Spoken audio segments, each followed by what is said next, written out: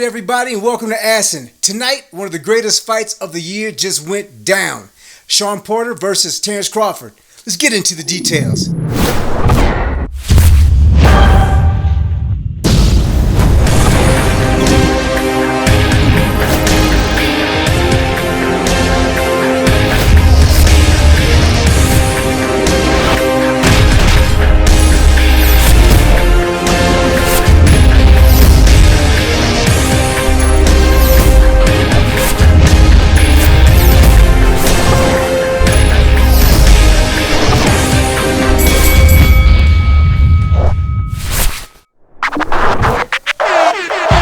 What a fight we just had, man, with Crawford and Porter. It was amazing. And right now, I have a special guest on the line. Right now, calling in from Texas. What's going on, DJ Brothel Daddy?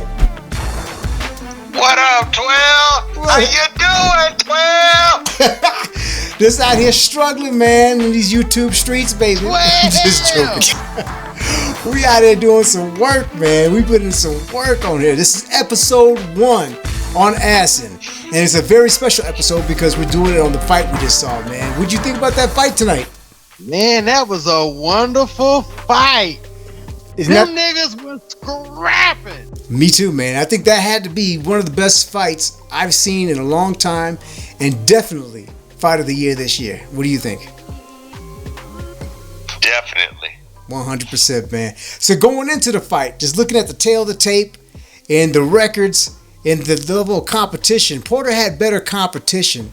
But when he stepped up and fought those that better competition, he did lose in most cases. So this was his possibly his biggest step up since fighting Errol Spence Jr., man. But going into the fight, who did you have winning? Bud. Yes, man. I was on the other side of the fence, man. I was rolling with what people call the underdog. But he did not look like the underdog tonight. He did not look like the underdog tonight, unless you're talking about that damn superhero from back in the day. The underdog, man. Because, like, I tell you, the beginning of the rounds, I actually had it more towards Porter. I think Porter had Bud figured out. And I had him winning most of the rounds. I mean, going into the 10th, go ahead. Porter was putting it on Bud's ass in the beginning. He even wobbled but as the rounds progressed, Porter started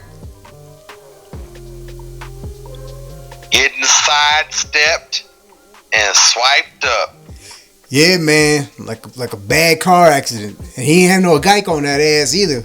By looking at what happened towards the end of the fight, but like towards the middle rounds, didn't have no Geico, huh? He had no Geico, man. He had no insurance on that ass. Yeah, cause I tell you, man. But in the middle of the fight, man, like in the mid rounds, Bud actually got clipped a couple times. Porter hit him with some hard rights, and you could see that he actually wobbled and went into a slight protection. But like you said, as the rounds progressed, it started shifting more towards Bud, and I don't know, like just from my eye, me being a fighter myself most of my life, wrestling and also kickboxing, just from my perspective, it looked like that although Porter was ahead, I felt like he needed to go for the kill at this point because maybe he was beginning to feel the shift, or maybe he felt confident being able to take Bud's power, and then he started reaching. He started like lunging in, man, which I knew was going to be fatal at some particular point in time because what happened at the 10th, man, it realigned his spine, didn't it? Yeah. Well, how'd you see it? How'd you see what happened at the 10th in the last final round? I seen a left uppercut to the chest. It was kind of fast and short. Yeah. It wasn't a full uppercut. It was just a fast, quick one. Right. Straight to the body, straight to the chest on Porter. Straight to the chest. Sat him on his ass, huh? Sat him on his ass. Let me tell you, it was almost like he fell asleep in class and somebody pulled the chair out from under him, boy. And he hit that ground, bow, and looked up at the teacher. And at that point, he had to realize you can't be sleeping in class. And Bud was the teacher at that particular point in time. But if you notice, he was lining him up and timing him because Porter started doing the same thing over and over and over again.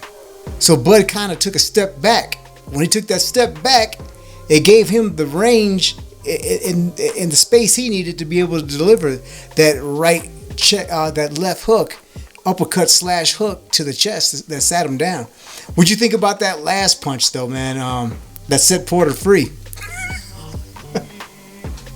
Man, I mean, he just swiped him with a right across the forehead, the temple area. Yeah, that was, I think it was with his left. Yeah. I know what you mean, though. And then came back with the right and grazed him on the back of the head, and that sat his ass down. That's what you're talking about, that very last one. Ass down. Sat his ass down, man. So what did you think about his dad stopping the fight, though? Well, I thought his dad knew better than anybody. You know, that's a really good point, man. I mean, do you think that his dad saw what was yet to come if he let his son to continue? Even though Sean said he's ready to go and he got on his feet fast, he was banging the canvas. He was banging the canvas, showing how mad he was. So you tell he's nowhere near knocked out. He didn't look really dazed. And his legs look, fairly stable, maybe 85%, something like that. Maybe he could recover a little bit more time, but you think his dad saw what was going to happen if Bud started to jump on him? Man, his dad seen what we seen. That's true. That's true, too. That's true. And here's the key thing, man. He's never been stopped. Porter's never been stopped. He's never been knocked out. Never. So that's the first TKO he ever suffered. And there's some great welterweights in this division, man. One being Errol Spence Jr., who hails from Texas, where you're at right now, out of Dallas, where a lot of big fights are going down, man. Would you like to go see a fight, man? You should go down there and check out some of these fights. I'm down like 4 flats on a Cadillac. That's what I'm talking about. We ain't moving unless we rolling, man. And that's how we do it. Man, guess what, man? Brothel Daddy, otherwise a.k.a. Juju. Appreciate having you on the show, man. It's a pleasure. Right the hell on, 12. Right on, brother. And listen, everybody. Go ahead, Ju. When you're ready, we got to get back to Juarez. The Brothel Daddy, he got something set up. He's going to show how to lay it down, huh? You're going to show how the knockouts really go south of the border, right? I got my $50 bill ready right now. Oh, maybe we got to take the show to Thailand. Who knows, man? But guess what, everybody tuning in right now? Welcome to ASSN. And right now is your chance to win. Right here on this channel, we will be doing cash giveaways if you do have a Cash App. And the other thing you need to do is if you don't have a Cash App, go ahead and subscribe to our channel and also sign up, get in the Cash App using the link below and get a free $5. And take that $5. Now listen to me, take that $5 and buy your Bitcoin on that Cash App. It's going to be worth a lot more than the $5 you used to buy. All right, before we get into this breakdown, it's time for a commercial break. We have everything you're looking for. We are your complete couture sports store. We have sweaters, we have hoodies, we have sweatpants, mugs, face masks, pillows, leggings, backpacks, blankets, yoga mats, beach towels, and more. We're not your average merch store. With top-end designs, you'll definitely stand out from the crowd. So get your merch now at ASSNsports.com and be on the lookout for our digital calendars coming soon. So get your ass in gear. Damn, son, where'd you find this? Yeah, this is your boy 12, and we getting into the details of the fight. So let's go. Let's go. All right, let's get into the breakdown of the fight. Porter versus Terrence Bud Crawford. Let's go. So during the fight, Terrence was seeing the same combinations, but he was missing high with his left hook.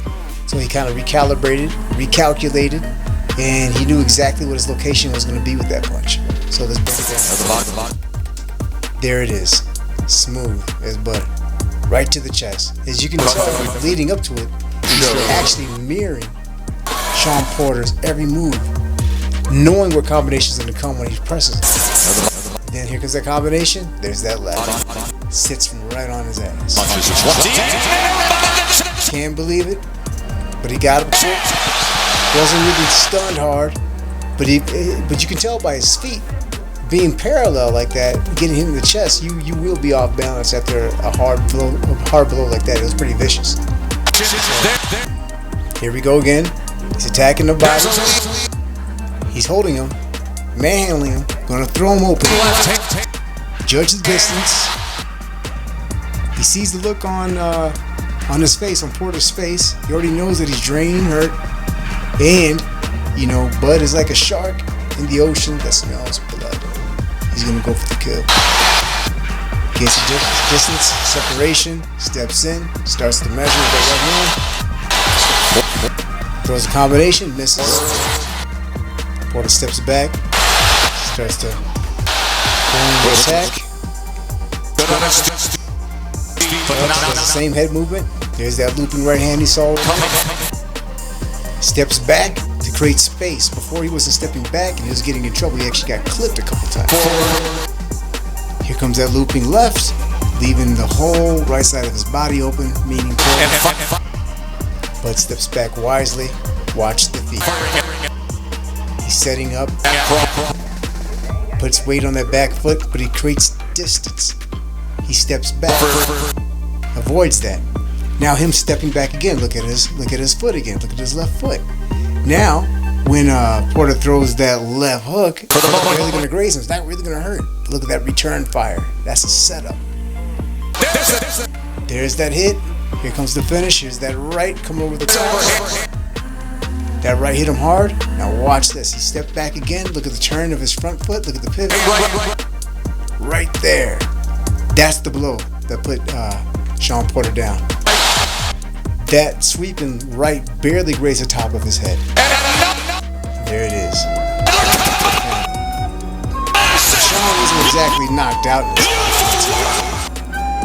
He was more disappointed that he was down. But knowing what could happen next, that's what his dad was saving him from. So when they asked his dad, this was his response about Sean's preparation. Kenny, I know that's the toughest decision for a father or a trainer to make.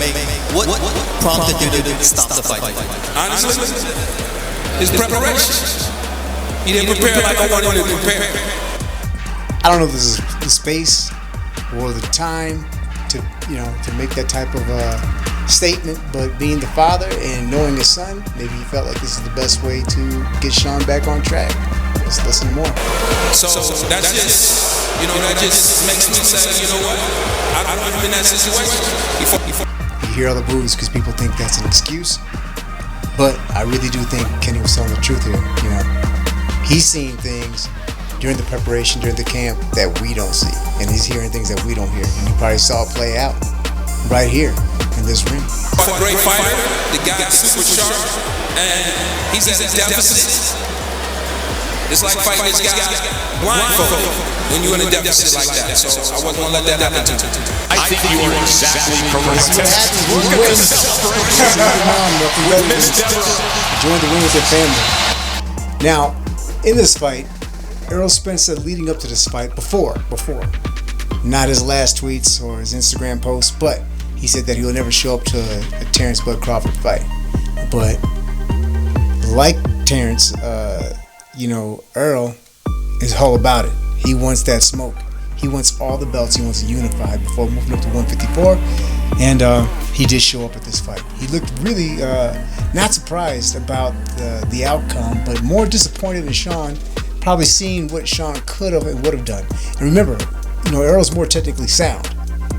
He's also a southpaw, so Terrence won't be able to fight southpaw. And also on top of that, we're looking at a situation where, Earl has a lot more power than Sean. But let's see how Bud responds to finding out that Errol was there. Errol Spence was right there watching this fight. As soon as the stoppage happened, he walked out. What was your message to Errol Spence tonight? He was at my fight.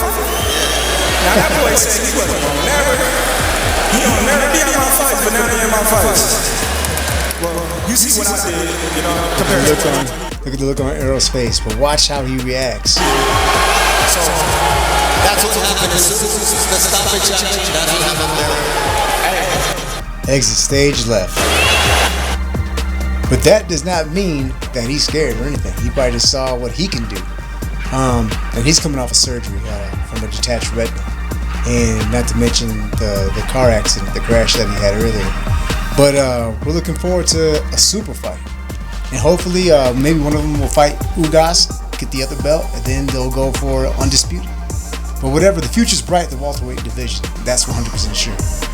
Anyway, thank you for joining us. I also like to invite you to get your free $5. Like I said, free $5 on Cash App.